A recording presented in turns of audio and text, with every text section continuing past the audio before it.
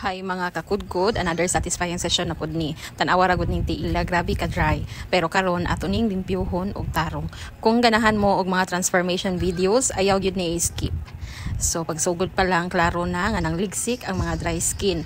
Murag snow shower. Ang kilid pa lang daan sa kuko puno na og mga gahi nga mga dead skin. Kada kudkod mura nagniulan og flakes. Pero mao ni ang pinaka satisfying nga part. Makita gyud nimo nga hinay-hinay na nagkabalik ang limpyo ug humok nga panit. Klaro kayo sa kamera unsa kadaghan ang nangatagak ug nangakuha nako nga dry skin.